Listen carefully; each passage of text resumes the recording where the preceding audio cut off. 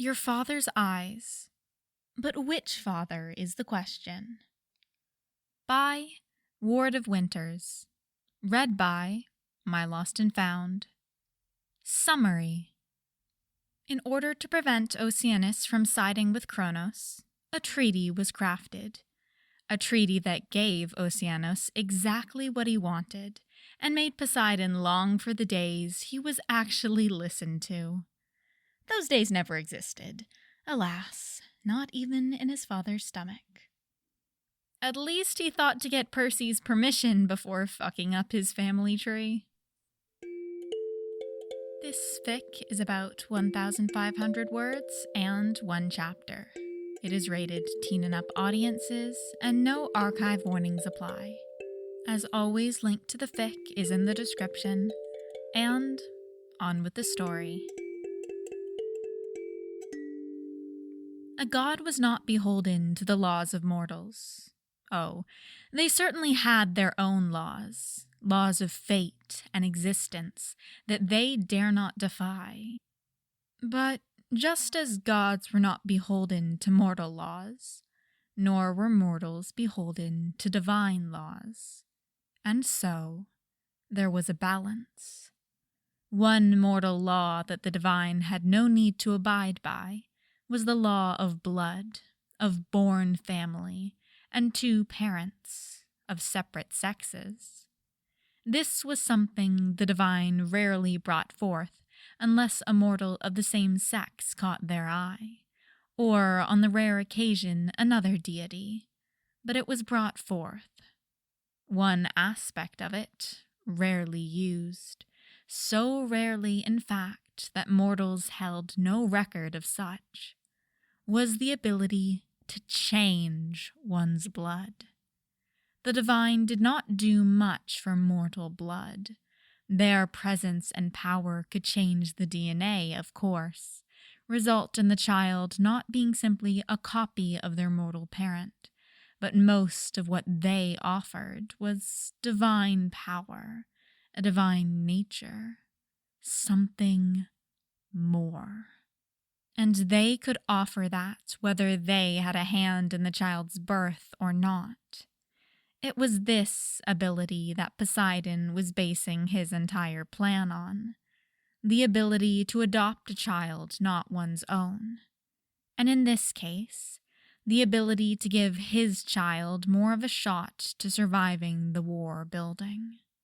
And so, Poseidon placed the contract before his counterpart, before the titan of the encircling ocean, the deep, dark depths. He offered his son, not to give away, but to share between the two of them. Okeanos had mourned more than once that he had no more children. Oh, he was always happy to adopt lost children, but that wasn't official in the manner this would be. Those were children sheltered in his court. This was a proper parentage. Percy Jackson would be the son of Poseidon and Okeanos. And Sally Jackson, of course. Poseidon was not happy that it had come to this, but he knew his power would be needed in the war to come. More than one of the oracles of the sea had warned him of such. Their choices were limited. Either allow a vast number of his forces to die, or share his son. He had a duty to his people, to his subjects, and so did Percy. That is not to say that he was springing this on his son. Oh, he could have. It was his right above all other. He was the king. He was the father of the one being discussed. If not his right, whose? But he also knew that Percy would resent him if he did so, and he loved his son dearly. So he did speak to his son. He laid out the options and the paths they could take, and told Percy what was likely to result from each. Offering Percy more power to protect his family, his friends, his camp. offering him a path with less war and one more Olympian on his side? Well, Percy couldn't say no. Poseidon knew that he wouldn't. It was their nature. The decision made, he signed the contract, allowing Okeanos the option to sign or not. But Poseidon knew he would. And, after a delay and final consideration, Okeanos did. Now they just had to figure out how joint custody would work when neither of them got to spend time with their child anyways. "I get him weekends," Okeanos declared. "We are still limited in how often we get to spend time with him," Poseidon said with a sigh. "Also, every other weekend. Starting this weekend," Okeanos added. "And I am not beholden to Zeus's law." "Next weekend," Poseidon corrected. "And you are as beholden as the rest of us to the laws intended to ensure the world is whole and hale. 3-day weekend, and me spending time with my child would not do any damage.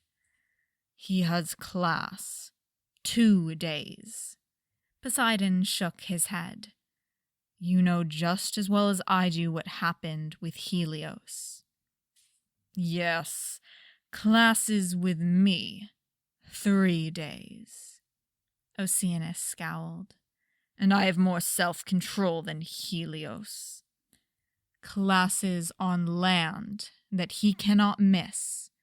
2 days. And might I remind you of the drowning the world incident?" Okeanos was not inclined to be reminded of the drowning the world incident, and thus moved on without comment. "I get him holidays." "His mother gets him holidays," Poseidon corrected. "So, Tethys. Sally." Okeanos grumbled and glowered some more. Poseidon was just glad that he'd already collected the important terms from Sally. Poseidon was glad he had ensured Percy's safety, granting him even more power to utilize in the war and ensure his survival. But co-parenting with Okeanos was going to be a pain. By the second weekend of Poseidon sending Percy to Okeanos, he was nearly ready to break the treaty. Okeanos sent his most annoying messengers and guards to pick up Percy every time. Poseidon could not help but want to blast them into nothingness. Alas, he valued his subjects too much to bring war down upon them. But he could dream. At the very least, Percy seemed to be enjoying the time in the ocean. Poseidon was glad to get to spend some time with his son as well. It was so rare he got to, but even Zeus didn't complain about Poseidon ensuring Okeanos wasn't doing anything suspicious with his time with Percy. And Poseidon was doing that, somewhat. But he was primarily concerned with actually spending time with Percy while he could, and keeping Triton from getting attacked. It was bad enough that Triton invited all his immortal siblings to every family event, and that was such a large number. He didn't need Triton to get the idea to include the non-immortal ones. The Cyclopses alone would fill the palace. So, running interference was necessary, and keeping Okeanos from getting any ideas about keeping Percy. He needed to be careful of that, too. Alas, Okeanos definitely had ideas. Okeanos having ideas was dangerous. Poseidon much preferred him when he was just relaxing in his depths, leaving the sea to Poseidon. The last time Okeanos got an idea, Charybdis was born. That was a mess. Explaining it to the other gods was even more of a mess. Zeus was never going to let Poseidon live that down. So he kept a close eye on Percy and Oceanus's interactions, and ensured that Percy had all the time possible to spend with Poseidon as well. And of course, kept Sally updated. He was squinting at the man she was bringing home, though. He didn't seem worth her time. Explaining to Oceanus that during the summer Percy was at camp was a mess. For one, Oceanus did not care. For two, Percy was barely at camp a week before he was off on a quest. And for three, less than a month later, Percy blew up a volcano and got himself stranded on Calypso's island. Oceanus nearly sent an army at her. The fact that Poseidon stopped him might be his greatest achievement yet, both in controlling Oceanus and in controlling himself. He also wished to send an army after her for daring to so much as look at his son. Poseidon had not forgotten what she'd done to Odysseus. Luckily, Hephaestus was smart enough to clean up his own mess. Poseidon had words for him. Less luckily, all the gods had words for Poseidon about Percy waking up Typhon. Poseidon was conveniently indisposed with dealing with Oceanus. So much negotiating to do there. They understood. He was sure. Cimopolea caught wind of Percy blowing up a volcano and was quite gleeful about scooping the child up and teaching him about his powers. Poseidon, of course, came along to supervise. Nothing else. He certainly was not suggesting tips to Percy. No, that would be against the ancient laws. Poseidon would never break those. In other news, Percy was showing great improvement in his control of the sea and water in general. And even more, he was learning to summon storms. It would be quite a while before Percy could truly summon a real storm, but the cute personal one worked for emergencies. Poseidon had still managed to keep Triton away, but he worried he wouldn't be able to for much longer. The war did require Poseidon's help. He was glad he was not at war with Oceanus at the same time.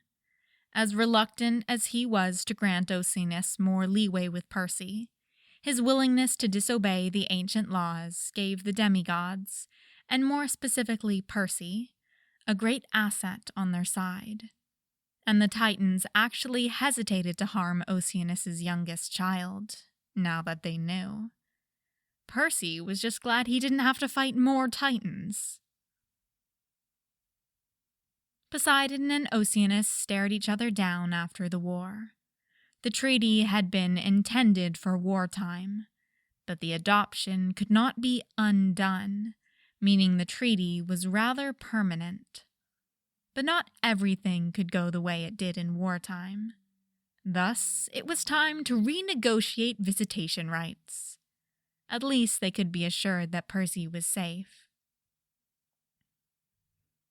Poseidon and Oceanus had put aside their differences in joint agreement of hunting Hera down and giving them back their son. How dare she?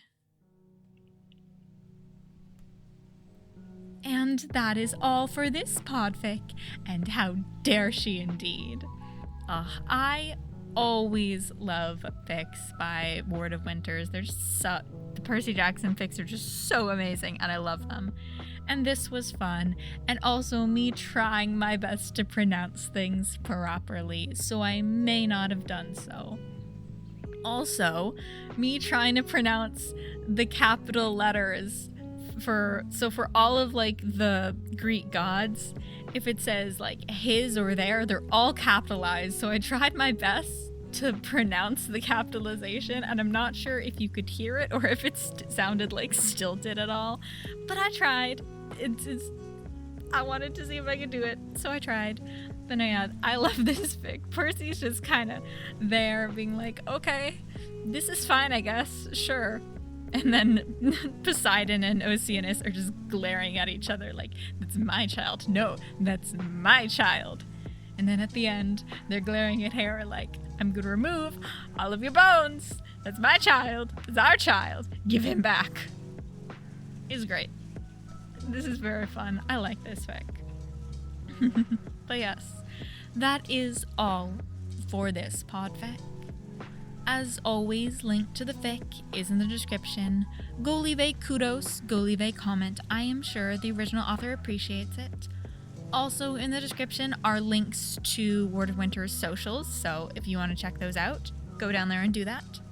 Anyway, that is all for this time. I will see you guys next time.